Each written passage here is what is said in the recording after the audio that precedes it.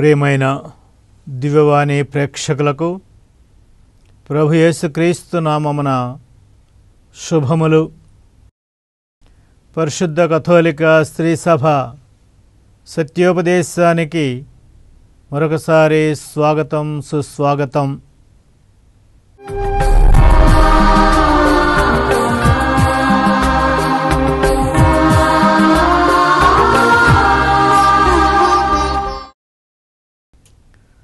పరలోకమును భూలోకమును సృష్టించిన సర్వశక్తిగల పితైన సర్వేశ్వరుని విశ్వసించుచున్నాము అను వేద సత్యాన్ని మనము పరిశీలిస్తున్నాం. శ్రీసభ బోధనను మనము పరిశీలిస్తున్నాం. ఇంతవరకు ఒకే దేవుని యందు విశ్వాసము ప్రకటిస్తూ ఆ దేవుడు ఏమిటి, ఆయన గుణాలేమిటి, ఆయన లక్షణాలేమిటి అనే విషయాన్ని ఇంతవరకు మనం పరిశీలించాం. ఇప్పుడు ఈ దినము నుండి మనము పిత అనే పదం మీద శ్రీసభ బోధనను తెలుసుకుందాం. పితైన సర్వేశ్వరుని విశ్వసిస్తున్నాను అని మనం తెలియజేస్తున్నాం. ఈ తండ్రి అనేటటువంటి భావము లేక సత్యమును మనము విశ్వసిస్తున్నాము. జ్ఞాన స్నానము పొందవలసినప్పుడు పిత, పుత్ర, పవిత్రాత్మ నామమున జ్ఞాన స్నానము ఇచ్చుచున్నాను అని గురువు తెలియజేస్తూ ఉంటారు. కనుక ముందుగా పిత సర్వేశ్వరుని విశ్వసిస్తున్నావా, సుతుడైన సర్వేశ్వరుని విశ్వసిస్తున్నావా, పవిత్రాత్మను విశ్వసిస్తున్నావా అని గురువు అడిగిన తర్వాత మన సమాధానము తర్వాత గురువు మనకు పిత, పుత్ర, పవిత్రాత్మ నామమున జ్ఞానస్నానం ఇస్తారు. ఈ విధంగా ఈ పిత, పుత్ర, పవిత్రాత్మ దేవుడు మన విశ్వాసానికి మూలము.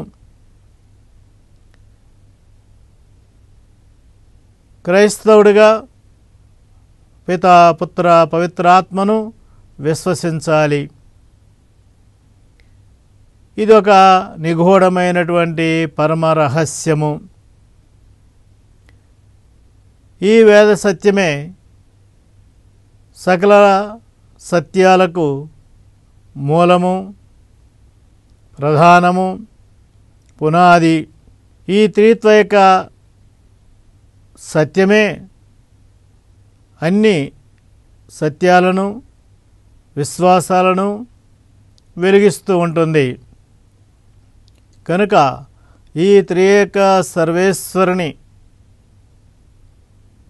పరమరహస్యము మన విశ్వాసానికి మూలము. క్రైస్తవ జీవితానికి కేంద్ర బిందువు, మూలము అని పరిశుద్ధ కథోలిక శ్రీసభ విశ్వసించి ప్రకటిస్తూ ఉంది. పిత, పుత్ర, పవిత్రాత్మ లేక తండ్రి, కుమార, పరిశుద్ధాత్మ వారి నామమున మనము జ్ఞానస్నానము పొందుతున్నాము. పిత, పుత్ర, పవిత్రాత్మ నామములా కాదు, అనగా అక్కడ ముగ్గురిని కాదు, త్రియేక సర్వేశ్వరుని నామమున మాత్రమే మనము జ్ఞానస్నానము పొందుతున్నాము. కనుక ఈ గొప్ప పరమరహస్యము మూలమైనది, ప్రధానమైనది, అత్యంత ముఖ్యమైనటువంటిది. ఇది విశ్వసిస్తేనే మనము జ్ఞానస్నానము పొందగలము. అందుకే కొన్ని చోట్ల కొన్ని సంఘాలు ఈ పితాపుత్ర పవిత్రాత్మ నామమున కాక యేసు నామమునని, పవిత్రాత్మ నామమునని జ్ఞానస్నానం ఇస్తూ ఉన్నారు. కానీ ఇది సరైనది కాదు అనేటటువంటి విషయము పరిశుద్ధ గ్రంథం మనకు స్పష్టంగా తెలియజేస్తుంది. శ్రీ సభ తెలియజేస్తుంది. మీరు వెళ్ళి పితా పుత్ర పవిత్రాత్మ నామమున జ్ఞానస్నానం వసుగుచు వారిని నా శిష్యులుగా చేయుడని ప్రభు ఆజ్ఞాపించినట్లుగా మన మత్తయి సువార్త 28వ అధ్యాయము ఆఖరిలో వింటూ ఉన్నాము. కనుక ఈ పితా పుత్ర పవిత్రాత్మ పరమరహస్యాన్ని శ్రీసభ దృఢంగా విశ్వసిస్తూ బోధిస్తూ ఉంది. ఈ యొక్క ప్రధాన సత్యమును మనము అంగీకరించి ఆ విధంగా విశ్వసించి ముందుకు వెళుతూ ఉన్నాము. కనుక ఇది వేద సత్యాలకు, మిగతా వేద సత్యాలకు మూలమైనది, ప్రధానమైనది.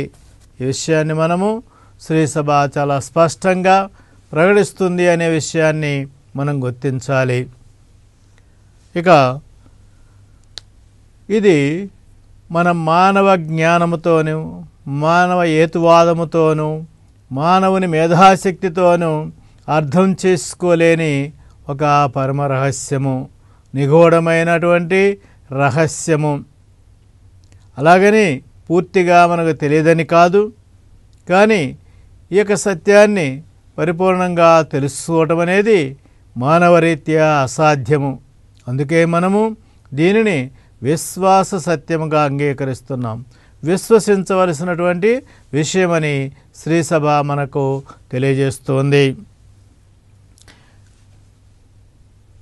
దేవుడు ఏమై ఉన్నాడో దేవునికే తెలుసు. కనుక దేవుడు బయలుపరిస్తేనే ఈ పరమరహస్యము మనకు తెలిసింది. దేవుడు తన కుమారుని ద్వారా ఈ పరమరహస్యాన్ని తెలియజేశారు. తాను ఒకే దేవుడునని, తన యందు కుమార పరిశుద్ధాత్మలు ఉన్నారనే విషయాన్ని తన కుమారుని ద్వారా మనకు తెలియపరిచారు. కాబట్టి మనకు తెలుస్తుంది. ఇది మనము కుమారుని యొక్క మాటను బట్టి మనము విశ్వసించవలసినటువంటి సత్యమని శ్రీసభ తెలియజేస్తుంది. ఇక మనము పిత అనే దాని అర్థాన్ని పరిశీలిద్దాం. ఏమిటి ఈ పిత లేక తండ్రి? అన్ని మతాలు కూడా తమ దేవుళ్లను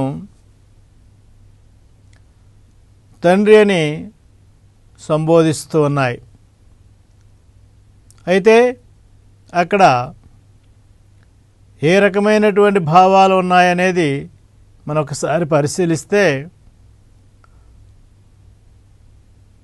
ఇతర మతాలు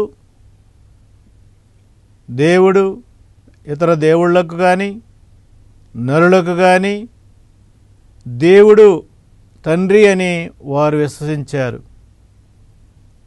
అనగా వారి భావములో ఒక సృష్టికర్తగా, సృష్టించిన వాడిగా తండ్రి అని భావము మనకు ఎక్కువగా అక్కడ కనిపిస్తుంది. కనుక ఒక సృష్టికర్తకు సృష్టికి ఉన్న సంబంధం మాత్రమే అవి సూచిస్తూ ఉన్నాయి. బహుశా ఇంకంతకన్నా ఎక్కువ అర్థము అక్కడ కనిపించకపోవచ్చు. అయితే మన పూర్వులైనటువంటి ఇజ్రాయేలు ప్రజల విశ్వాసాన్ని మనం పరిశీలించినప్పుడు, ఇజ్రాయేలు ప్రజలు కూడా మొట్టమొదట దేవుని తండ్రిగా, అనగా సృష్టికర్తగా తండ్రిగా అంగీకరించారని మనకు తెలుస్తూ ఉంది. అనగా దేవుడు సృష్టించారు కాబట్టి తండ్రి.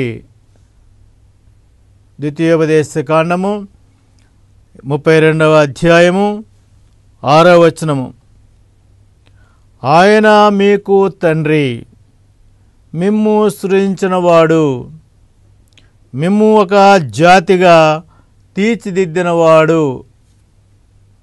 అనగా ఆ విధంగా ఇజ్రాయేలు ప్రజలందరికీ ఒక జాతిగా ఆయన తండ్రి అని వారు గుర్తించారు. ఆ విధంగా ఇజ్రాయేలు ప్రజలు కూడా మొదట దేవుని సృష్టికర్తగా తండ్రి అని విశ్వసించినట్లుగా మనకు తెలుస్తుంది. ఇప్పుడు ఒక చిన్న విరామం తీసుకొని కొనసాగిద్దాం.